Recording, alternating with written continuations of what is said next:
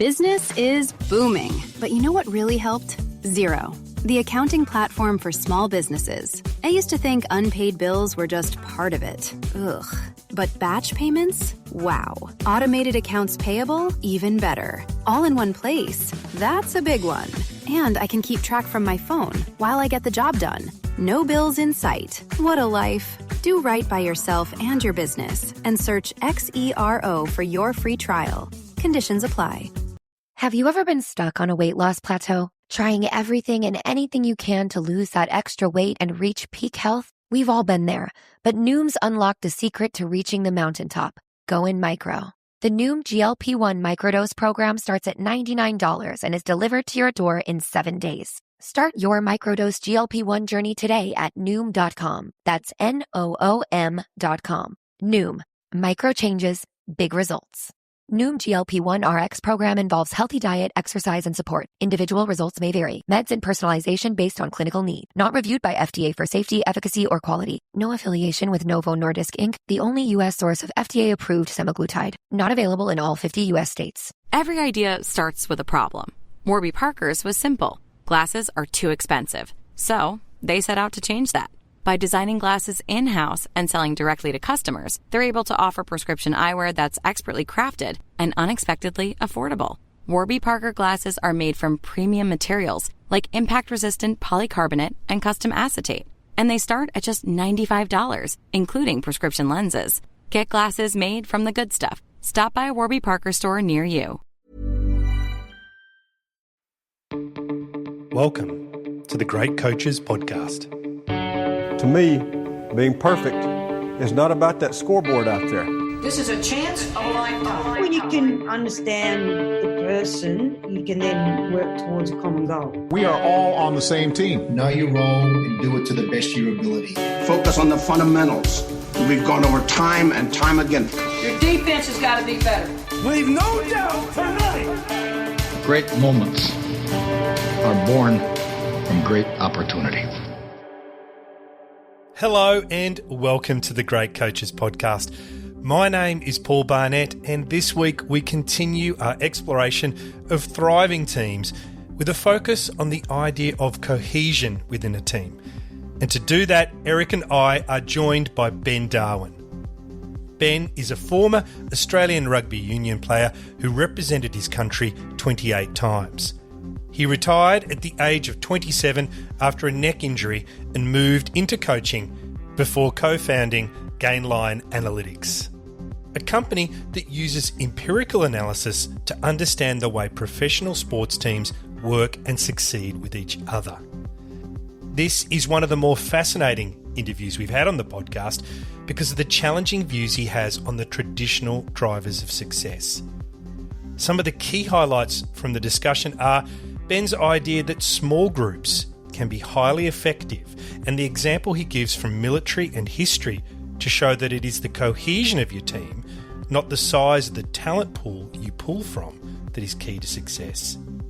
His description of cohesion as understanding between the component parts of a team, and that this understanding is much more predictive of outcomes than the individual skill of the athletes or team members.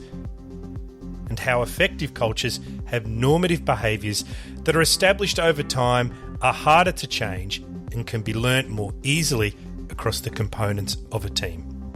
And just before we go to the interview, today's podcast is brought to you by the Macquarie University Business School's MBA program. Designed to empower, challenge and transform, the Macquarie MBA gives you the business skills and knowledge you need to succeed in an evolving global economy. The program bridges the gap between theory and real-world application, bringing together world-leading professors, executives and industry partners to teach you how business can be used for good. I have just started working with the team at Macquarie on some projects and can attest to the quality of the people and material. To find out more, search for Macquarie University Business School's MBA. And now please enjoy our interview with Ben Darwin. You're listening to the Great Coaches Podcast. Ben Darwin, hello and welcome to the Great Coaches Podcast. G'day, Paul. G'day, Eric. Nice to see you. And of course, I'm here with my colleague, Professor Eric Knight. Eric, how are you going? I'm well, Paul. Great to be talking to Ben today. It is. And Ben, we always start with a really simple question before we get into the hard ones. Where are you today and what have you been up to so far?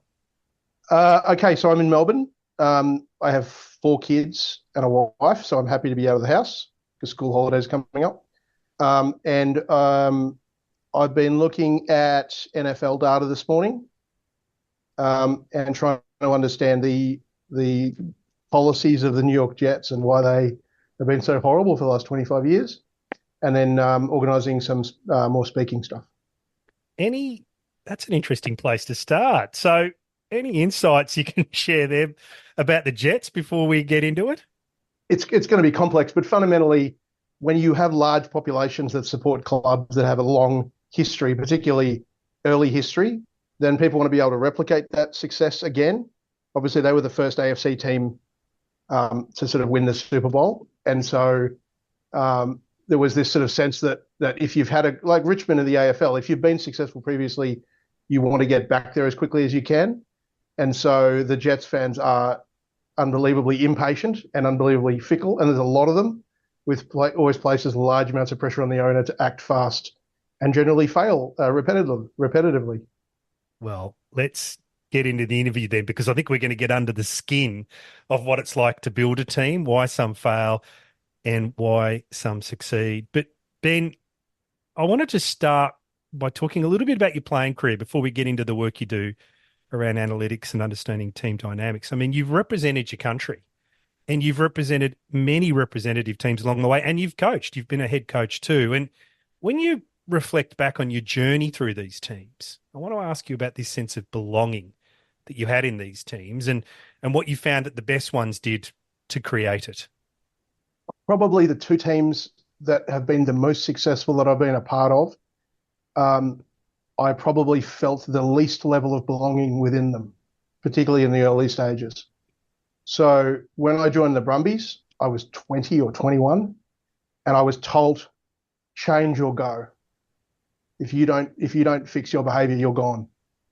And so that was pretty brutal. And I had a couple of years there of pretty hard work. But for me, it was like that was a closed shop, and it was I wanted to join that closed shop, and I had to work really, really hard. Whereas, I've had this sort of discussion in the last couple of days, interestingly, is that really poorly built teams, they'll fundamentally welcome you as a saviour, let you do as you want, but the problem is you don't make them any better, you just make them worse. The other was a team called Suntory in Japan I coached at, and it was a very similar scenario, a bunch of guys who'd been at university together, very closed shop, very hard to kind of break into that group, and there was a high level of mistrust of outsiders, and we went through the entire season undefeated, and then I was fired at the end of the year because they didn't feel like I was what they needed. So Ben, just talking a little bit then about those teams. I mean, you've commented about, the changing makeup of people playing rugby in Australia, and this has obviously been a big conversation in Australia. Can you say something about, how that trend has played out over the last couple of years and what you think that means in terms of creating the right sort of environment for teams to be successful? I mean, fundamentally, you're talking about the economic migration that's taken place, particularly off the Pacific Islands. I mean, New Zealand's used that to a great advantage for them over the previous period of time. But I think the one thing that we do see is it's about understanding people's priorities. So a lot of guys off the Pacific Islanders, for example, are supporting large amounts of people. And so the challenge with that is that once then given an opportunity for greater, particularly given the Colpack Agreement, I don't know if you guys are aware of the Colpack Agreement, means that basically Samoans, South Africans, Pacific Islanders can play in Europe and be regarded as a local, is that you've got that kind of pull overseas. And so that will be very much affected by, for example, the strength of the pound, strength of the euro, and those kind of needs. And it's very hard to get a sense of community for those guys, when they're joining clubs, and also too is they've got these different sets of priorities. I'm not a big believer in people not being loyal or disloyal. There's just different types of loyalty. Whereas when you're a young Anglo-Saxon male with 2 or 3 families and you come from a wealthy background, that's a different set of priorities that you need to sort of absorb and to be comfortable with. And so you're less likely, for example, to go to Europe. So that's kind of probably destabilized Australian rugby to a certain extent. But again, it's not about qualities of individuals or qualities of good or bad decisions. It's just different decisions get made. So how do you build those groups? I mean, you talked about in-groups, out-groups, different kind of lines, communities that people are part of. I mean, how do you begin to centre that on the team and the performance of that team? I think the fundamentals is you're not there to like each other. You're not there to get on. You're not there to focus on anything else other than the success of the team. So basically, it comes down to what is my role, what is your role. Accurate. I remember talking to some guys at NAB, and they said NAB had built this system where they were all they had a choir to make everyone get on great. And they said it was great, we'd sing together and we'd come back on Tuesday and Dave's still doing the reports wrong and I wanted to punch his face in. So it's like the focus really has to be on alignment of understanding between the component parts of the team, alignment to system, alignment to role, and then once you start to get that clarity, the rest actually takes care of itself, the social, psychological safety, trust, all that sort of stuff. It just comes as a byproduct of that. If you focus on the other stuff first, it just keeps butting up against the system. Ben, I want to ask you about this alignment and psychological safety and those things, but just a little bit more context actually into you and where you've come from, because in preparing for today, I've read a lot of the articles you've given before, and you talk about your mum and the fact that she's got a master's in ancient history and archaeology, and that it did shape your thoughts on team dynamics. Could you tell us a little bit about those conversations around the dinner table and how they influenced you? Well, I think beginning is when we first started looking at the research, we couldn't find any research on sport, on cohesion or portability of talent. So we first went to Groisberg, who's at Harvard Business School. He was looking at, portability of talent between stockbroking firms.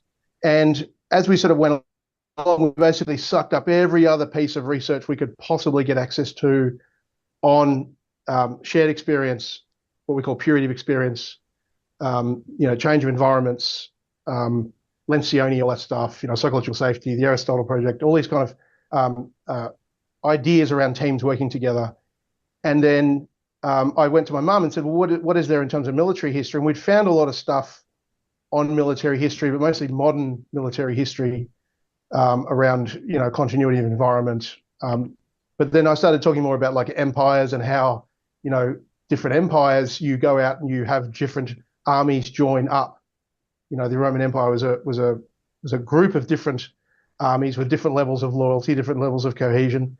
And there was a particular comment made by Bill Pulver at one stage when he said, you can't shrink yourself to success. And I fundamentally completely disagree with that statement. In fact, the history of sport and the history of military is fundamentally shrinking yourself to success.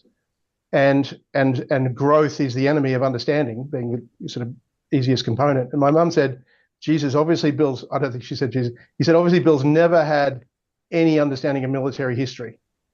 And particularly, she started talking about the Spartans and, small groups, highly effective, and elite. And that's the thing is with sport is it's not 50 on 100. It's 13 against 13. It's 10 on 10. So the individual strength of those guys is not that, is reasonably important, but nowhere near that much. But the size of the country, the mass from which they come, really has a very small impact on performance. It's really about the level of understanding between those component parts. Now, when you have large military forces like the US, the US basically runs off a policy of we have to have a 10-to-1 advantage over the opposition because they understand they have a complete lack of cohesion because of their size. So when you put 10 of them up against 10 of a very highly cohesive army, and my brother-in-law's my brother's father-in-law, is actually a rear admiral in the Portuguese Navy. He talked a lot about when they were up against the British, because they had a lot more continuity with a smaller Navy, they would tear them apart in exercises. So it's just basically trying to, like I said, suck up everything I can, and that included military history through my mum. Ben, can you just dive a little deeper then into team cohesion? How do you define it? What is it? How do you know it when you see it? The thing is, for me, is you don't know it when you see it, but you can see it in the numbers. So what I'm focused on is an objective way to measure the understanding between people. In the simple terms, we talk about interpersonal understanding. You know, how many times have I played with you? How many times have I done it in this position? How many times have we played in this system? How many times have I played against you? How many times have we done these things in this way? So we also talk about positional understanding, interpersonal understanding, system understanding, so a way of doing something, and then size of a team. So a small team will learn to do something faster than a big team, like in the military, or a basketball team will learn to play together faster, and they'll do certain things more quickly. So teams generally in 180-degree sports, invasive sports, will actually learn to attack faster than they learn to defend. And you can see that measurably is that new teams are always much poorer defensively. It takes time for them to learn to function as a group, as an amorphous mass, so to speak. And so what we're just basically trying to do is to measure those components and see how that affects performance. And so the way I describe the work is it's the understanding of understanding. The level of understanding between the component parts of a team is much more predictive of outcome than the individual skill. Now, if I was to give it as a scenario, and sometimes I give this to make it pretty easy to understand, if you took the Bryan brothers, who are identical twins, they play tennis together, they're excellent. They were very successful, but they weren't amazingly individual skilled. Now, you can't basically get more cohesive than identical twins, just all that time in the backyard together. So if you put those two up against Nadal and Federer in doubles, the first game the Bryan brothers would generally win. The question is, how many games would it take Nadal and Federer to beat them? That's cohesion analytics. How long would it take their skill and their adaptation to system, to playing in doubles, to playing with someone else, to playing with someone else's system? How long would it take them to beat them if they could at all? And then once you can start to understand that, you can start to say, right, we have a team, it needs to perform by this point, therefore this is how we'll build it. This is the level of change we can make inside of that context to perform. So sometimes we'll get approached by a club that's got 10 weeks to win a game, and then sometimes a club will say to us, or a country, we have 5 years to win a title. So they're two completely different scenarios, and you can work each of those with different contexts and the measures. And Ben, does that work extend to non-sporting teams? Well, like I said, all the research comes out of non-sporting environments. We're just applying basically HR data and military data and hospital data to sport, and just found it was much more effective at measuring sport, measuring the causality of success rather than form-based modelling. And most predictive models are based on form, which was great, but it's really not of any interest because it doesn't get to the heart of the how they're performing or why they're performing particularly well or poorly. And so, I work with a military organization I can't talk about. I work with, we work with a team in Formula One, for example. We work with football teams, rugby union teams, work with a farming company. I've done work with banks, financial services. It's all the same stuff. It's just everything's built certain ways, and the component parts are different, and different systems make an impact. We've done a lot of work with Platinum Asset Management and a guy called Kerr Nelson, and just hammered Kerr for hours about his experiences. And probably the most rewarding was sitting down with Kerr and telling him sort of the story about CEOs and their inability to transfer between organizations and perform well. And he just started laughing and I said, well, why are you laughing? He said, because I've seen this firsthand. So everyone we speak to, the overwhelming response they give us is, what you're telling me is what I've always felt, but no one's ever put this into a number. Could I go from the numbers to sort of look a little bit more inside? And I'm wondering, you may not have researched it, but I'm interested to hear your thoughts on the mental processes that people are experiencing that make cohesion such a powerful force. Well, fundamentally, it's about two components of learning versus unlearning. So my son is autistic, and I remember talking to his doctor, and he was talking about people cannot take on new information under stress. The brain's just not capable, and you cannot recall new information the way that memories lay down under duress.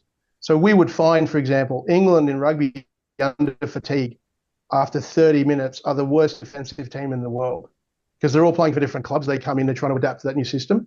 And so we try to take learning like that and say, okay, well, what happens when teams do come under fatigue, or what happens when they're brought in and they do struggle? So I would say, in terms of the mental process, its ambiguity is so pernicious in its nature. If I'm not sure what I'm supposed to be doing in a certain situation, it's like doing an exam, an English exam, and just before you walk in, I say, by the way, Paul is in German, right? Like that's how the West Tigers work, basically. They're changing things on the run all the time. Or everybody in your division has never used this CRM before. In fact, they've been using a different CRM, and they're expecting to hit the same outcomes as they were using a system they'd used for 10 years. It's just not possible. And so that creates stress, but stress, I believe, is an outcome of ambiguity, of not being sure.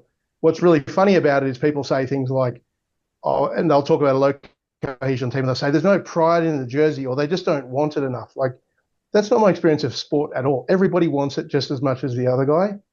It's fundamentally your system up against their system under duress, and it's how quickly you can learn. And so what I would say, the answer to that mental processes component is, it's what you don't have to remember. It's what makes you win.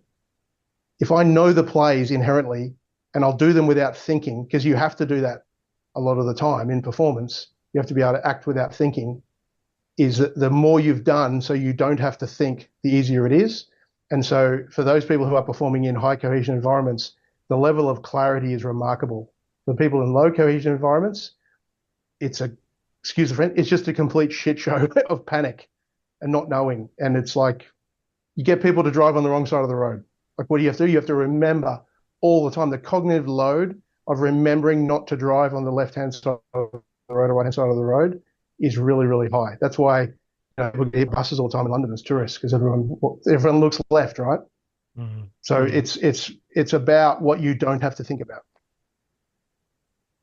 So just building on that, Ben, and sort of, trying to pull out a couple or more insights and actions in building these teams. I mean, if you think about what you're talking about with team cohesion as a measure of understanding between people, what we might think of as that connection. You talked about under duress, how do you make decisions, and clarity helps, cohere the team and connect the team at that point. What else helps? What else are the things that help people connect better? I mean, if I talk to somebody who's a leader and they're coming in and they've been given a mandate to build success, a CEO has been brought in from a competitor to come in, I'd always say the first thing you need to think about is, what do you actually need to change versus want to change?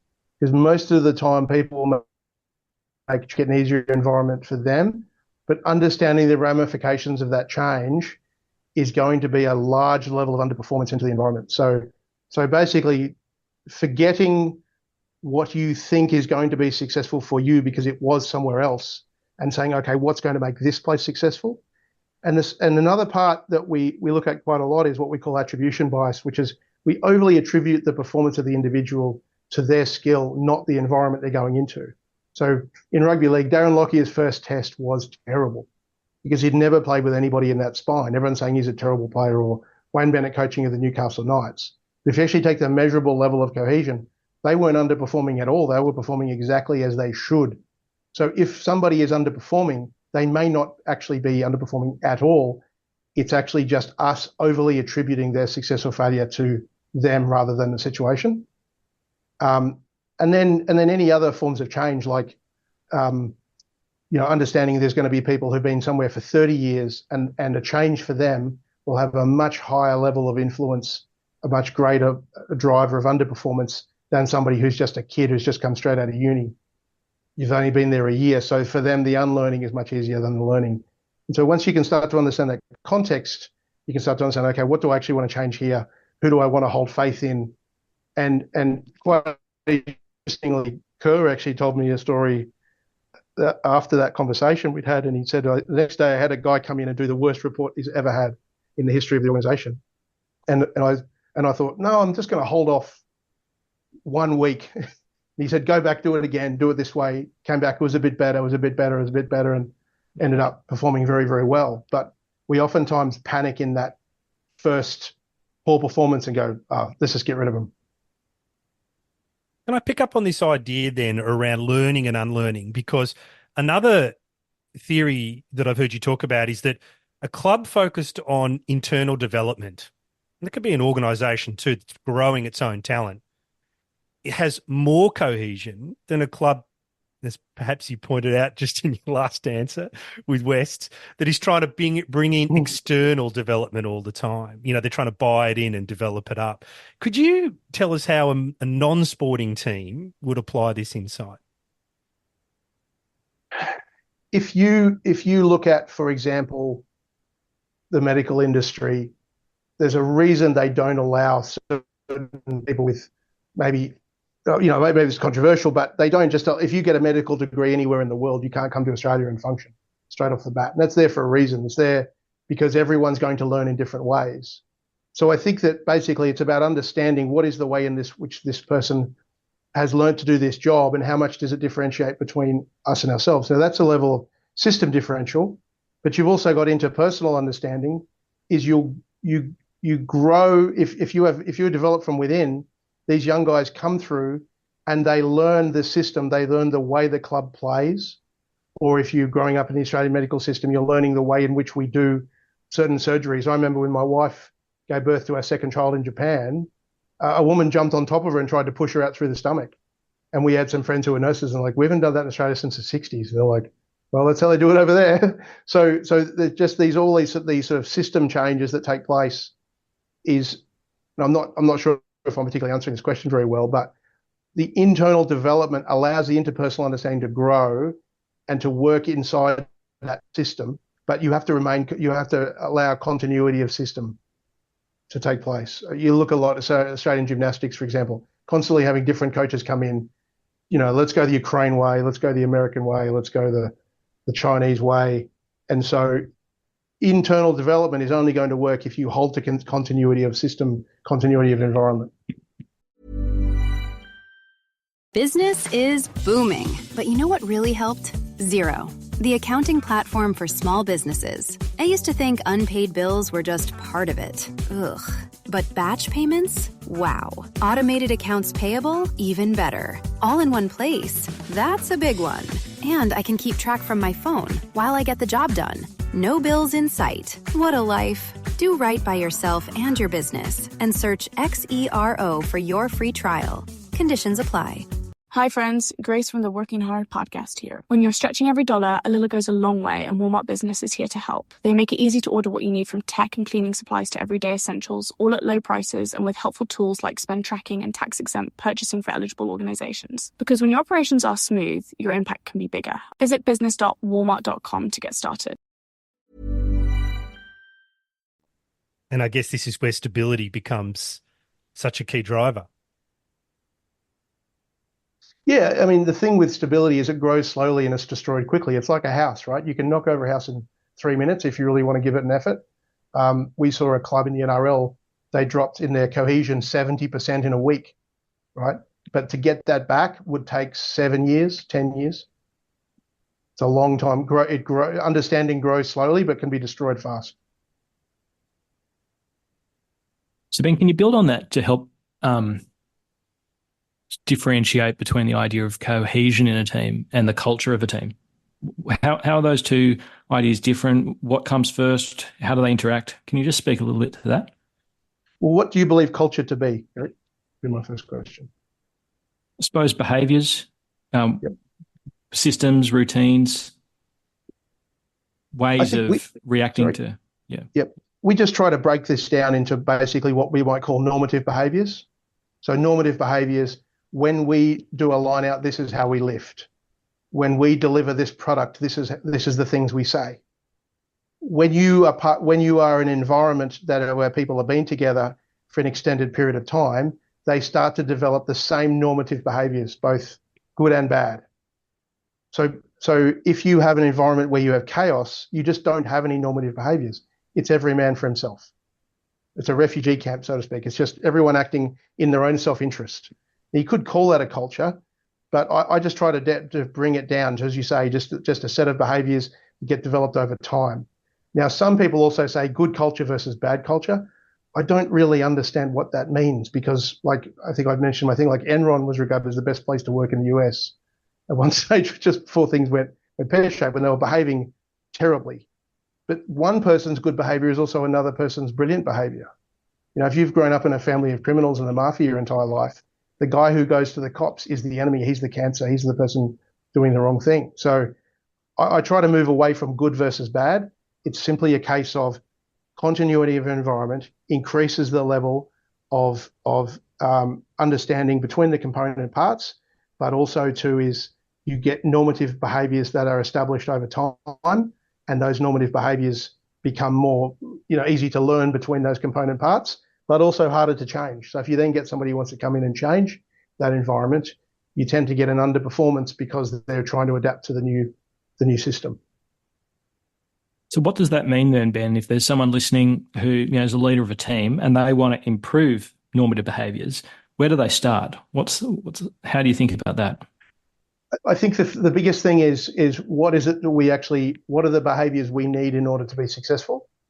Begin with that first. So if it's in rugby, we need to be able to defend together well for 80 minutes, only allow 13 points a game. If you want to give it a KPI. Okay, well, how do we do that? Okay, we need to be able to move so we don't have to look at each other in order to build understanding. So we need to have policies and processes that come innate to us. And I think that none of this happens quickly. You say, right, we are at I know that a team that has been thrown together in the first year is going to allow probably 30 points a game, and there's really nothing anybody can do about that. But maybe we could get to 25 if we spend the entire time thinking about defence. Now, we know that expansion teams struggle on defence the most, so I'd be focusing in that scenario on defence more than anything else. Attack can wait. It's actually easier and quicker to build understanding in attack. So let's spend 70% of our time in defence, and then let's focus on that. So if you can begin to understand what are the things that are the hardest for us to learn as a group, that becomes a priority, and then you work your way out from there. But also, too, is you need to understand what skill sets do our people already have, what do they need to learn, what do they need to unlearn in order to build that understanding and to hit the level of effectiveness as fast as we can. And no team building exercises would be my advice. Don't climb any mountains together. Don't go. I remember talking to a company, they're doing a merger, and they said, oh, the merger's going to be fine because we're organising a scavenger hunt. And I'm like, not going to help anything. So it's focusing on how do we do our job? Where do we do our job? When do we do our job? How do we build this understanding as fast as humanly possible? Not focus on liking each other. That'll come with time. Ben, I'm the corporate relic in this conversation. And the companies I've been part of have spent hundreds of thousands of dollars, if not millions, doing the annual Towers Watson survey, which is a global company that looks at culture. Sometimes they call that engagement. And you get a whole pile of reports and benchmarks out of it that are useful about thinking about the things you'll do differently next year. But I can't remember there being a KPI around cohesion, understanding. But it's got to be easier than that. You just mentioned KPIs there. There must be a way, there must be something you can be looking at each month without looking at the analytics that you guys have got to understand how your cohesion is coming along. Well, no offense, Paul, but it's not exactly in my interest to tell you, is it? If we're the only company in the world doing it, why would I tell you what you could do? No, absolutely. But culture is fundamentally an outcome. Behaviors are an outcome. 360 reviews are an outcome.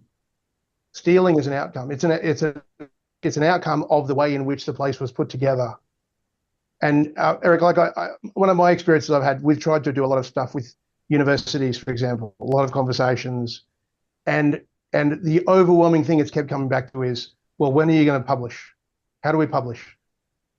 Because, and I'd say, well, and I'd go back to my mum, it's like, I just want to work with these guys. I just want to meet good students. We just want to focus on the research. She said, no, but that's how they're funded.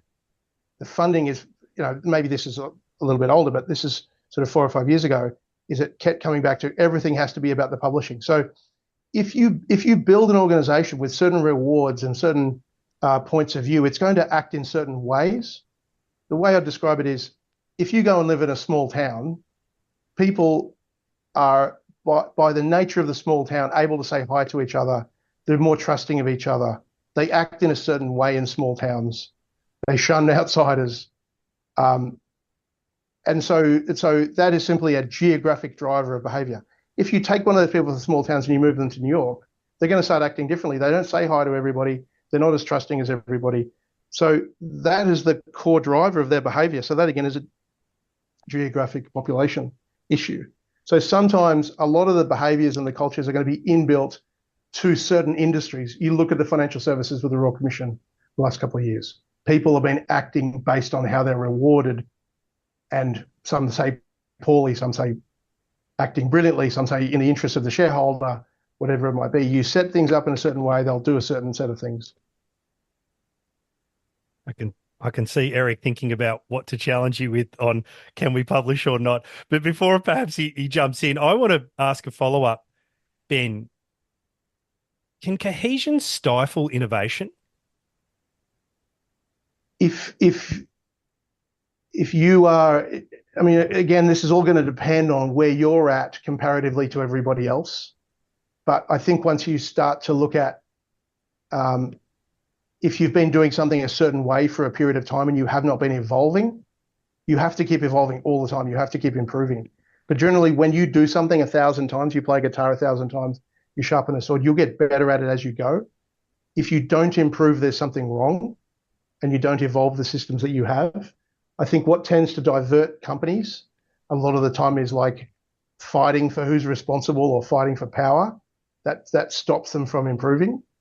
But what I would say is that if you look at, I looked at ice skating, for example, the best pairings of all time in ice dancing and pairs figure skating, because they had continuity of their people, they were able to adapt to new programs all the time.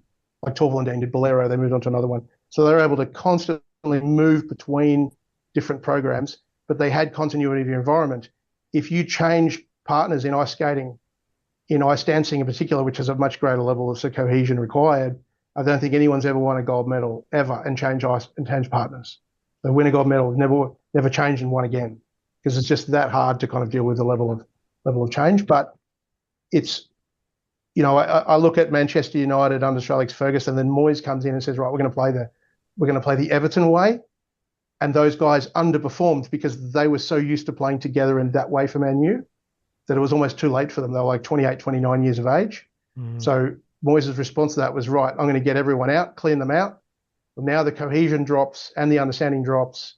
Now they're importing play. And, Man United's never, I'm not saying this is entirely Moyes' fault, but Man United in that moment dropped in their cohesion level by 40%, and they've never been the same since. They've never been near that level of success that they've had. So oftentimes a change of system using the cohesion against them will create a level of underperformance, will then create greater levels of change, greater levels of turnover. I mean, that's AMP basically from 96 to now, right?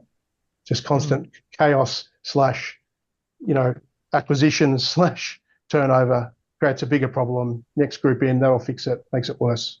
Off it goes. I suppose, Ben, just closing out for me and thinking about this in terms of, if I'm a chairperson, board of director of a company, and I'm thinking about succession planning, for example, how do I think about the choice between developing internal talent inside those organizations to come through as the CEO versus, when does it make sense to go to an external CEO? I mean, that principle applies at different levels of the organization, but I'm just interested in how organizations should think about the trade-off in those choices from your models. I think what we find is that you cannot compare internal to external in terms of the level of skill. First of all, the external is always going to hide all their faults. The faults of the internal, person. Secondly, that an internal perhaps might be 30% less skillful, but will be 50% more effective. So it's not like for like. You don't say this guy's a Harvard graduate, he's fantastic, but he might have a whole bunch of impacts on the way that he comes in and tries to make things better, or he might only stay for 2 years. So you don't compare the like for like. Secondly, and I've seen this quite a bit, is that they'll go with the internal client and that doesn't work. So they throw out the baby with the bathwater. And so they'll say, right, now that's not going to work. I'm going to go again, but with somebody externally. Now, the problem isn't so much that, it's the amount of turnover you get when you bring the external person in. If that person comes in and they change everything to their own system, they might actually perform absolutely brilliantly, but 2 years later, you've had a turnover of 70% and the whole place is over. I've seen that quite a bit with a coach. A guy will come in, buy everything, they win a title, 2 years later, they're all gone because why would they stay? Because they're at their third club already, right? So you cannot compare the internal to the external, but it's also, and particularly when I've looked at how the big four have measured a lot of these parts, is they measure the performance of the individual. They don't measure what I would call the black hole of the collective. How much chaos does that person create by their influence and coming into the place, and all the other people having to tell them where the toilet is, where the printer is, this is how you do this. It's like it sucks in everything around them. And then, 2 years later, when this guy's made changes and they say, well, hang on, why can't we go back to how things were? They get being accused of, because they won't get on the bus, they get accused of being the cancer. And so I think you lose probably 30% of your staff sometimes in that kind of way, which is the change upon change upon change. And then they say, you know what, I'm done with this, I'm off. And then they go. So it can't ever be measured immediately. All these things have to be measured as a chain and a collective. If you make a change in rugby, it won't stop messing with you for 8 years. We're still being messed with now by decisions made in rugby in Australia in the 2000s. They're still affecting us now. So you can't just look at all the decisions of this CEO. You have to look at all the collective decisions of everybody along that chain of events and what that does to the organisation. I mean, they talk about Boeing still being affected now by the McDonnell Douglas acquisition, which was the 1990s. And there's a fascinating video that your company, Gainline Analytics, put together about the situation in Australian rugby. I'll put it in the show notes for everybody to have a look at. It's fascinating, and it challenges the way that you do think about teams and expansion and investment and growth. But Ben, it's been super to spend 45 minutes with you. They are fantastic ideas. They are challenging. They are different. They are innovative. There's plenty of food for thought there. And we appreciate you sharing so much of your insight with us, even if you wouldn't tell us what that KPI was. I mean, 10 is an easy one. Thank you very much. I would say, I think, one, it's a great pleasure to speak with you. And secondly, whenever we sit down with people and talk to them, particularly coaches, for example, different environments, our work does not suit everyone, because oftentimes I remember we talked to a coach and said, to be honest with you, probably didn't win as many titles as you should have. He did not respond to that very well because his view of himself is he's the genius, he's the leader, he's the one who creates this success. Mm. So it doesn't always sit well, but that doesn't mean we're wrong. It maybe means we're barking up the right tree in terms of trying to understand performance. Thank you, Ben. It's been a complete masterclass in cohesion. It's a term that I hear a lot of coaches use, along with chemistry and connection and a whole others. But I think you've really unpacked cohesion for us today and given us some really simple ideas that people can take into their own teams starting tomorrow. So thank you very much, and all the best for that research you're doing on the Jets. Thank you. You're listening to the Great Coaches Podcast.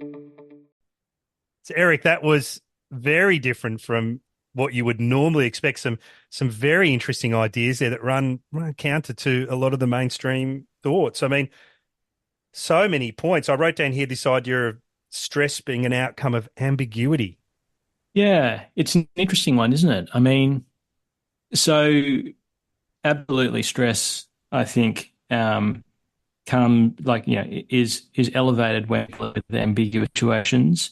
I mean, in organizations, sometimes leaders pursue ambiguity strategically because they use that ambiguity to create a set of options for themselves or to create alternatives. So in a way, I think one of the underlying elements in what Ben is talking about is that organizations are geared towards optimizing functions. But actually, one of the kind of dark sides of this might be, there are instances where people are using bluff or ambiguity to actually buy themselves time, buy themselves options, not optimize. And so I think it's a very interesting dynamic to think about for sure. What were some of the other key points from Ben that challenged some of your beliefs going in? I mean, I don't know if they challenge them or if they sort of synced. But I thought his point about succession planning was interesting. I mean, there is a part of succession planning, whether that be at the CEO level or, at management level, where people like to do broad area searches, the idea that we're open to global talent, think about different things. And I think, it sounds like Ben would come down on the side of internal search and development of talent to kind of build that team cohesion through the organization. And I'm certainly partial to that, I have to say. I mean, it's probably not how everyone thinks about things, but when I think about great organizations that have had long-lived tenures in their leadership, they often build their future leaders from within. And I think that's I think it's an exciting thing. I think it's rewarding for staff, and it's probably a little bit controversial in some respects. But I thought that was an interesting idea. I liked this idea that Ben had around understanding each other having more impact than the size of the population that you're pulling from. And I was thinking while he was talking about the Iceland soccer team that have done, so well in the last decade at the Euros and even at the World Cup for a nation of just 300 people. Yeah, I mean, I think that's probably differentiating between the physical and the mental components of thinking about performance. I mean, physically, a larger population is going to give you more variance, larger numbers in particular, characteristics and attributes. So that makes sense. I think what Ben is tuning into is all of that matters to some degree, but it's that mental connection. It's the intellectual cohesion that is just as, if not more important. In that respect, I think, it comes less from demographic drivers and more from how you build the team. So I think, his point is keep with the existing team, keep going, build up experience, build up repeat exposure to the same kinds of challenges so that you learn and get better next time you face the same circumstances. So I think that's a very interesting concept. The other idea that jumped out to me was your question around how do we think about innovation when we're building teams to be consistent and cohesive? And, I think one of the things to think about there is the way in which organizations build meta routines. In the management literature, we often think about, how do you build new product development? How do you build new venture creation? There's actually a pretty tried and tested way for putting yourself outside your comfort zone, prototyping and developing a kind of construct and then testing it. And so I do think there's a way in which organizations need to build the capabilities to take risk. And that is actually a tried and tested process that organizations need to get better at over time, the more experienced they are at taking on risk and trying new things. I also thought, listening to him, that innovation could evolve to almost be a service. And, if you're focusing on high cohesion to deal with volatility and changes in the environment, you could actually start to say, well, we're going to look outside for innovation. We're going to have processes and systems and routines we use to bring that outside thinking in, which I know some companies do. I know, for instance, Procter & Gamble are a big believer in also a very highly cohesive company. They only promote from within and they start to look externally for their innovation ideas. Yeah, and I think the key making that work, as I've reflected on that and thought about instances of this myself, is that when you're making the decision to start, you're clear on how you make the decision to stop, and politics doesn't get in the way. So, this idea, which is a dud, isn't going to continue by virtue of this powerful person X having put it forward. Because I think it's when those kinds of rationales are used to justify decisions that it gets problematic. So the discipline there, I think, is being super clear on what success is, defining it, measuring it, and being able to make decisions around that, irrespective of the individuals or personalities that might be involved in the organisation. And that's a difficult thing to do, I think. And Eric, the idea at the end there around learning versus unlearning was also quite timely and very challenging as well. What do you talk about at the university when it comes to this idea of unlearning at a speed which is comparable to the rate of change that you're experiencing around you?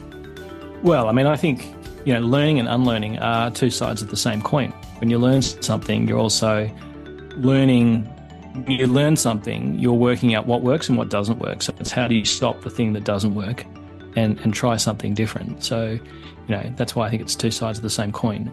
I think the key thing there is to make sure that you've got a discipline around that reflection, a discipline around working out, has this experience improved or has it diminished performance relative to the last time I did this? Eric, thank you for today. A fascinating discussion with Ben. Lots to talk about, lots to think about. I appreciate your input today, and I'll see you for our next interview in a week or so. Sounds great, Paul. Looking forward to it.